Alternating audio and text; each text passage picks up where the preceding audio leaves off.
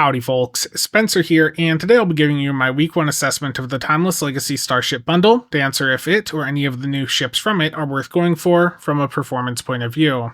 I'll be starting with a quick recap of the 3 new ships, then I'll be going over the accessories from each of them, and lastly what going for the entire bundle has to offer. As always, chapters to each topic are listed below. The Timeless Legacy bundle introduces 3 new Tier 6 ships into the game. The Proxima from Star Trek Legends, the Okinawa from Star Trek Starfleet Command, and a new variant of the Ranger called the Warden. If you decide you don't want to go for the entire bundle, these 3 new ships can be acquired standalone with either 3000 Zen or with an unrestricted Tier 6 coupon. Each of these ships comes with 3 skins from 3 different eras, the original series, the motion pictures, and lastly a skin from the modern STO era. These skins are unlocked with the ships themselves and are not locked behind the bundle. Now, I'm not really focusing on the ship visuals here today, but I do want to take a moment to commend the art team on doing a great job with these ships. Due to them adding in 3 eras of skins with each of the ships, you're able to customize each of them quite a bit. Which is great given that both the Okinawa and the Proxima are completely new to the game. By having these 3 different skins, you are able to go in and, really play around with them like there was multiple versions of them already in the game.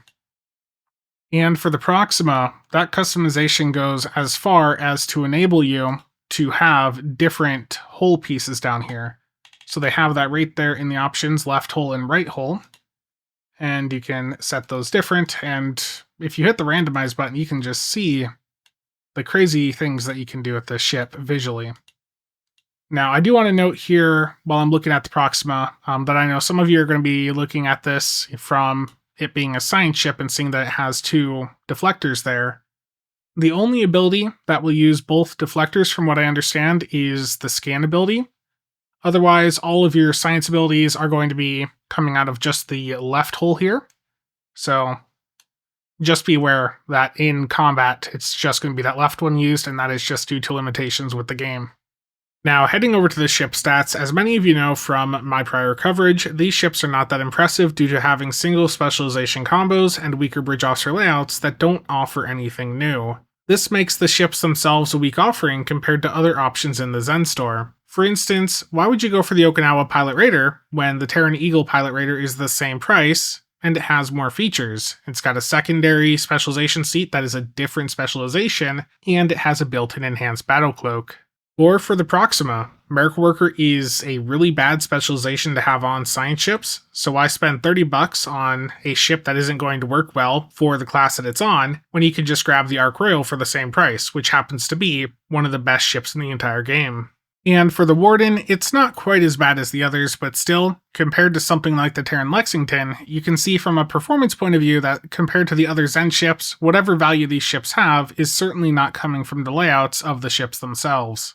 All that being said, I do want to be clear that if you really want to fly these ships, that you can make them work. The Okinawa and Warden are perfectly serviceable, they're just not as strong as the other Zen ships out there. Now, as for the Proxima, I do think that that is a really bad ship in the current state of the game, but keep in mind that every Tier 6 ship in STO can still get through content. You're just paying for something that will actively be a worse experience versus the other options out there.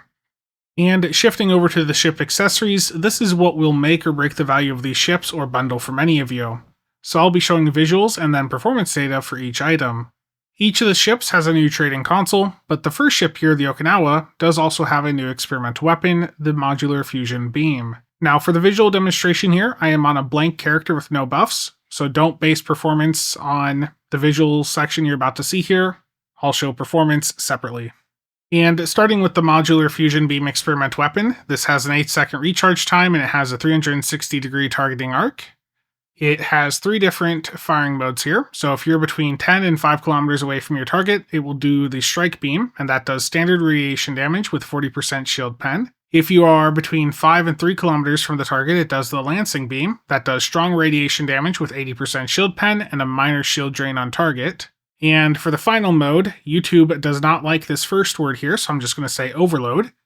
And that is done when you're under 3 kilometers away from the target, and that is powerful radiation damage with 100% shield pen and major shield drain against the target.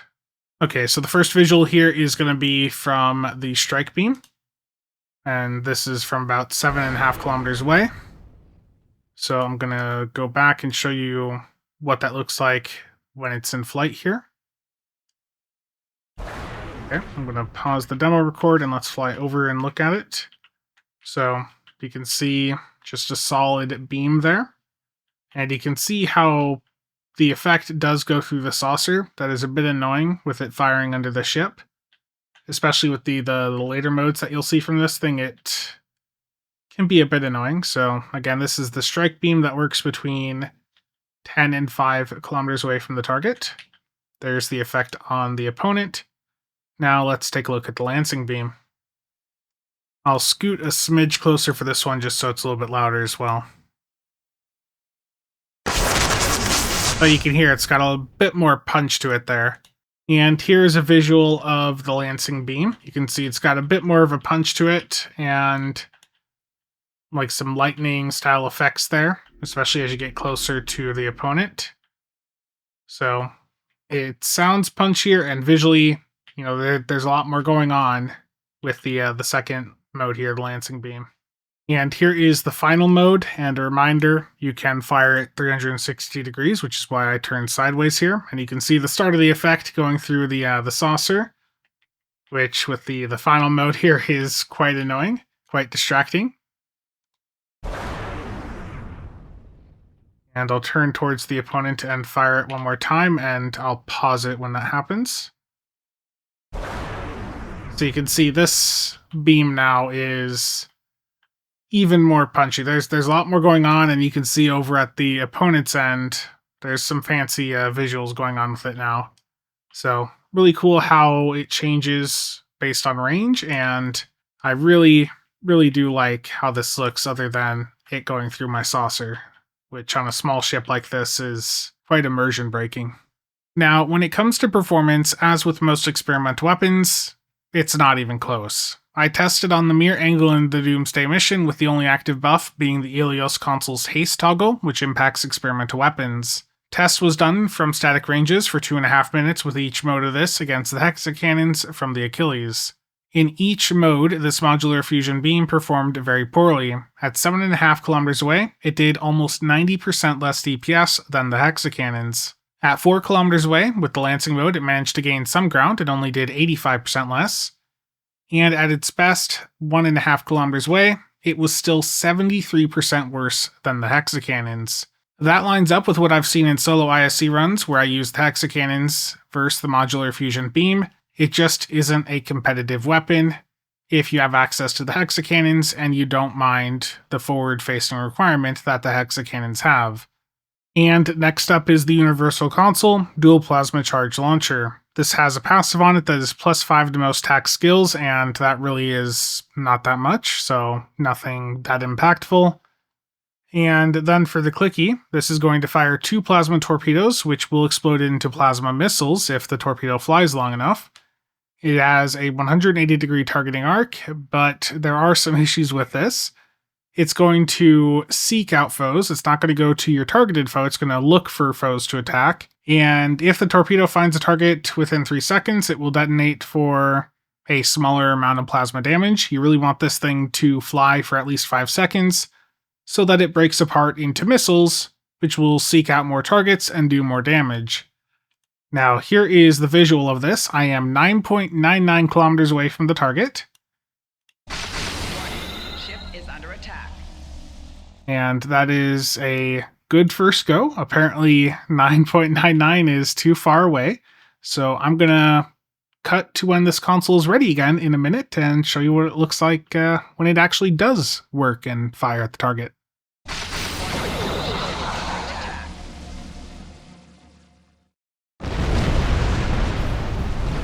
So a really important thing to note right there is it did not break apart into the smaller missiles. I'm 9.8, or I was 9.9 kilometers away from the target. I was basically at the max distance that I could fire the thing, and that still wasn't enough time for it to break apart and go into the missile mode there. So that is a bit frustrating. Now, on the stream I did the other day, I thankfully was able to get it to go into that cluster mode during some patrols.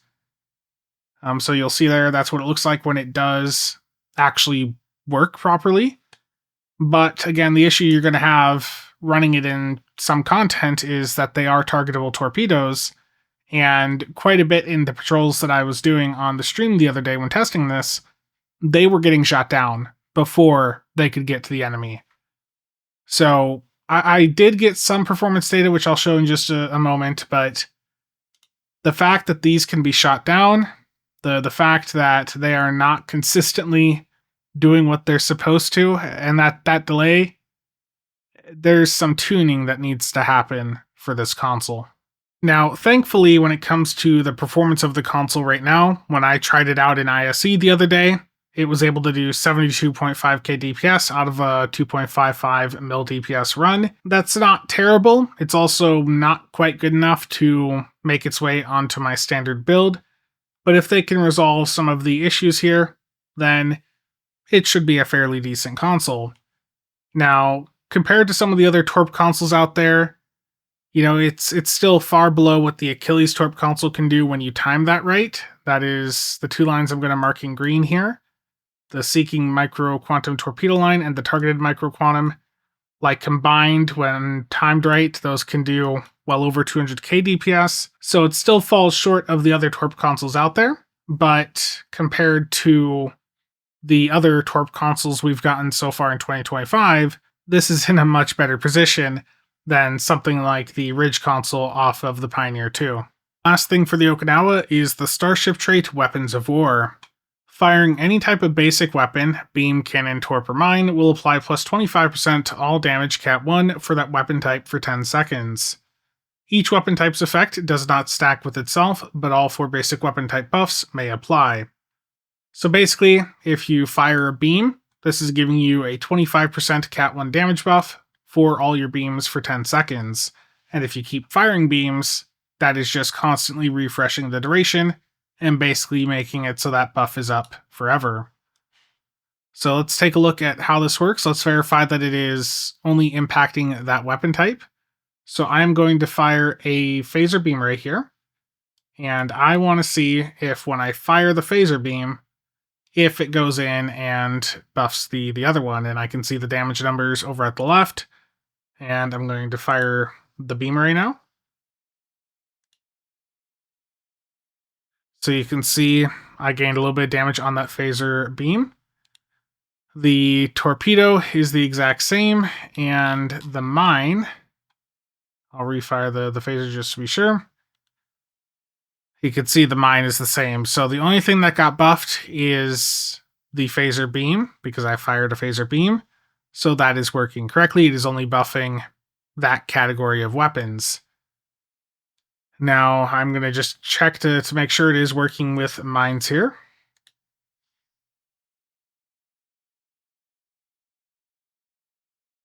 It's supposed to work with mines. That might be a bug, but let's see if the torpedo is working properly. So I've got the torpedo number there. Let me fire a torpedo.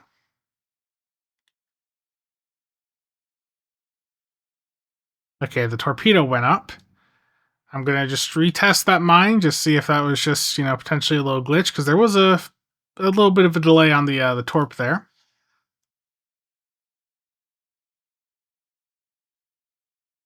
I'm not seeing it for the mines.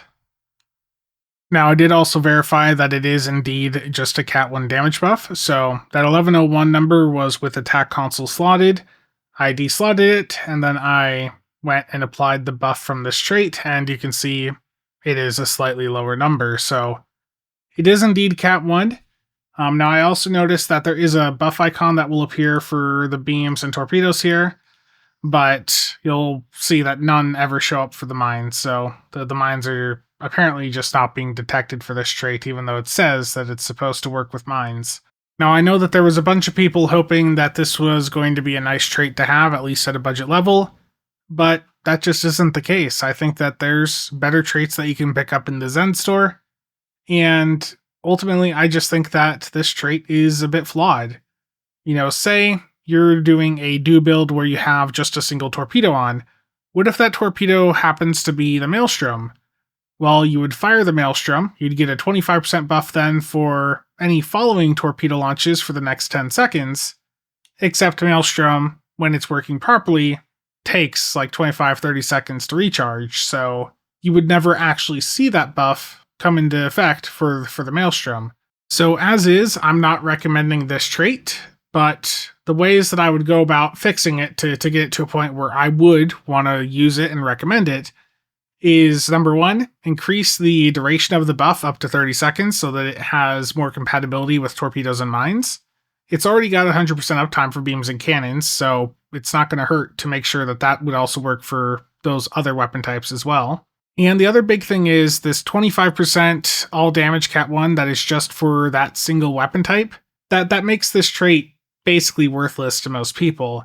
25% Cat 1 in the current state of the game, it really isn't that much. If they want this to be a trait that people are going to want to go out and pick up, then it needs to be you're getting that damage buff for all weapon types per weapon type that you have on your build that you're firing. You know, encourage people to do weird things. Encourage people to put together builds where they're using all 4 of these weapon types.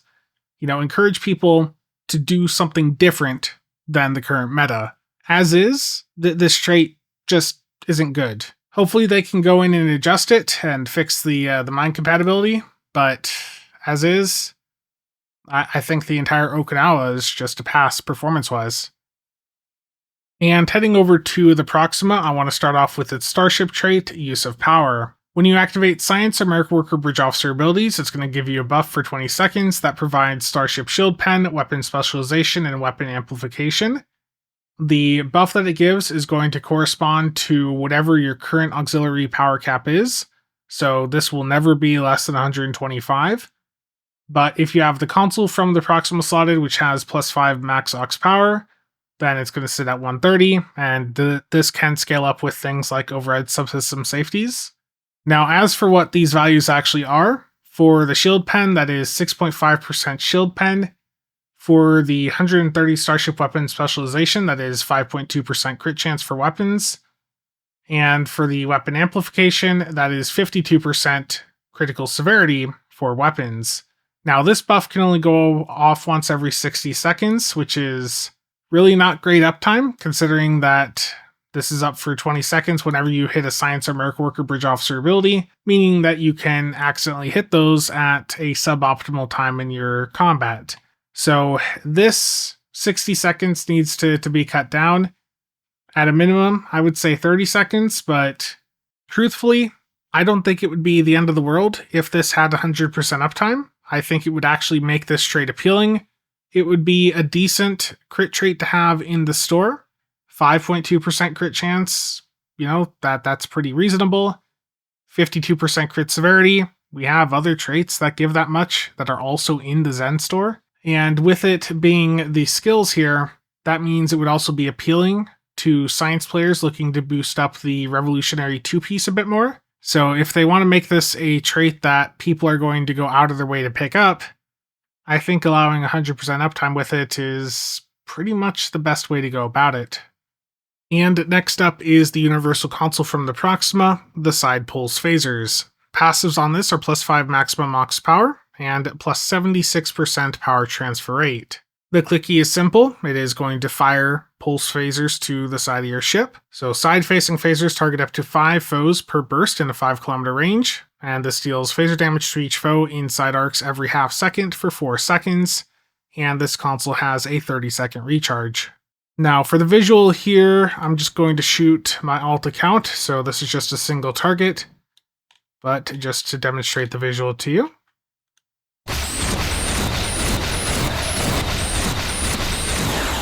Really neat bolts that you see coming out of the ship there.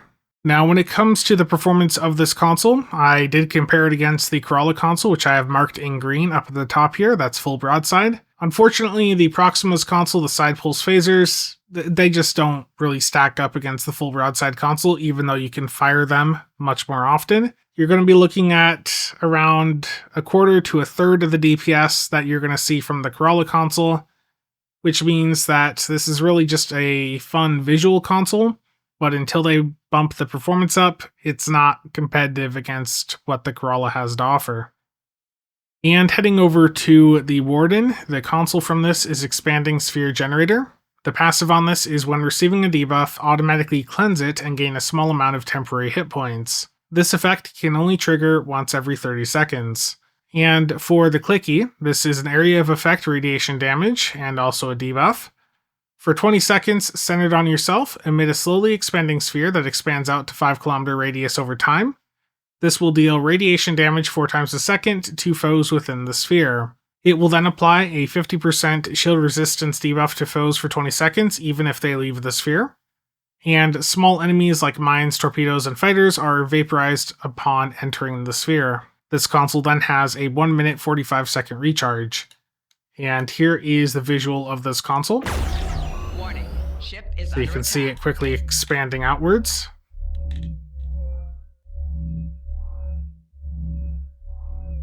And this thing is going to scale up with EPG, of course, being radiation damage, so this is going to best work with an EPG style build. When it comes to the performance of it, I tried it on my mirror angle, and it only did 34k, so you might have better luck on a full EPG setup, but on a standard do sort of setup, it ain't going to be worth it. And the Warden Starship trait is Hellbore Light. While under the effects of Beam Overload or Cannon Rapid Fire, your energy weapons apply Hellbore Light to foes for 10 seconds. When foes take directed energy weapon damage from any source while Hellbore Light is applied to them, it will drain 5% of their max shields. If shields are depleted while under this effect, it will trigger a 2.5 km radius explosion, dealing plasma damage to foes near the target. This scales with plasma buffs and also the EPG skill. This Starship trait is severely overperforming in slower combat environments or situations where enemies have large shield capacities. For instance, the parse at the right is from a Pug Hive Space Elite that I did the other day, and that trait did over 1 million DPS on its own. But don't get excited, as the developers are already aware of it and will most certainly be hitting it hard in a future patch. So given that the performance of this trait will be completely different in the near future, it's not really worth talking about right now until the developers have made their adjustments to it. So do not buy the Warden for this Hellbore trait while it's currently broken, because it's not going to be that way forever, and any parses with it that are uploaded to the Oscar tables will be pulled down once it has been resolved. Now, as for the other bundle contents, there are some bundle exclusives: the Starfleet 2271 EV suit, the Starfleet 2285 cadet uniform, and then there is a ground kit module, the SETI Alpha 5 eel. Now, if you do buy the bundle, you can find these under items in the Zen store, and then promotion unlock items at the top. So you'll see them all listed separately. I'm going to grab the kit module to try it out here on ground. I've already seen performance data from some other folks, and it points towards this thing not really doing well. But I will still at least show you guys the visuals of it. And as for what this kit module does, it's going to summon in a level 66 SETI Alpha 5 eel for 60 seconds. That does toxic damage. It's got larval infestation to up to 6 foes within a 30-foot radius, holds them for 9 seconds, then confuses for 30. And to the targeted foe, they will become an ally for 15 seconds, and while allied, they will do more damage. They will have increased threat gen, and that will be auto-cleansed if they are the last remaining combatant. Now, just be aware, it is targetable, so if it is the only thing that the enemies see, they will go and attack it. So it needs to go over to the enemy. I guess it's waiting for me.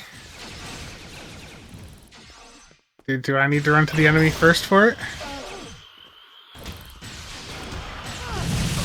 There's the larval infestation.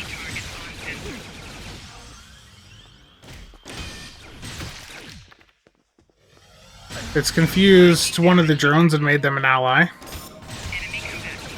So I mean, it partially did its thing, but definitely not the most effective kit module, which is in line with what I'd heard. I don't expect too much from it. It is definitely more of a fun kit module. And then there are the bundle consumables, which actually bring a ton of value to this bundle. If you're someone that frequently buys keys or promo packs with Zen to sell for EC, then this is going to appeal to you. You see, for the consumables here, you've got the 3 Starship slots, which are going to automatically open up on the character you buy the bundle on. You've got the 100 Lobby crystals, which, those are bound to you, but eventually you could use that to get something in the Lobby store that you could sell. But what's really important here is the 9 experimental ship upgrade tokens and the tier 6 ship coupon gift pack. These are unbound and you can sell them. The experimental ship upgrade tokens are easy to sell because you can post them right up on the exchange. The price on those has dropped a bit with the bundle having just been released and a lot of people dumping their supply onto the market. But even at 55 mil, with 9 of them, that right there is just about a $500 million EC. Now, the T6 ship coupon gift pack, as many of you know, those can also be sold, but you can't sell them on the exchange. You have to sell them via direct trade, and you find someone buying it in like a trade channel or zone chat or Discord. There's a bit more work that needs to be done to sell a T6 coupon pack, but those tend to go for 300 to 350 mil. So if we go in the middle here and just say you sell it for 325, then just based on current market prices, you're looking at a potential gain from the consumables in this bundle of 820 million EC. And if we look at current key prices, which are apparently a bit higher than I last recall, almost 12.5 mil, that 820 million, that's equivalent to basically 66 keys. So, buying this bundle, which let me pull the prices back up, with the current sale, it's 9,375 Zen, but with future 35% bundle sales, it'd be 8,125 Zen. So from a market point of view, if you're someone that frequently buys keys or promo packs with Zen to sell for EC on the exchange, then going for this bundle sort of makes sense, from that market perspective, because you're spending during a 35% sale right around, 8,000 Zen there, and you're getting, like 6,000 Zen worth of EC. So for that other 2,000 Zen, you've got the bundle exclusives, and then you've got 3 T6 ships, the 100 Lobby, the 3 Starship slots. Like, if you're that type of player, which I know some of you are, then, even though the ships may not be of much interest to you right now, if you can effectively get them for around $20 once you, factor in the EC value there, the value proposition has shifted massively in that situation. And, buying EC with Zen is not for everyone, but a lot of people do it. And bundles like this make a lot of sense to people that do that. And here we are at the summary. Now for me to answer the question you guys have been waiting for, is this bundle actually worth it? At this very moment, the answer is no. Even if you do want it, you're better off waiting for a 35% bundle sale in the future. This bundle's not going anywhere, and you do not need it right away. The ships and the accessories don't offer anything new. The ships are weaker than other Zen store options. Many of the accessories seem similar to existing items, and all but the Hellbore are underperforming. We'll hopefully see the underperforming accessories tuned up, but as for the ships and the secondary specialization seats, I don't expect that to change. Typically, once a ship is released into the game, those stats are permanent. But there is a workaround, though I don't know how much interest there is on their side for investing more time or resources into this bundle, but they didn't do fleet versions of these ships, so they could make fleet versions of them that simply swap out the secondary specialization seats for something else.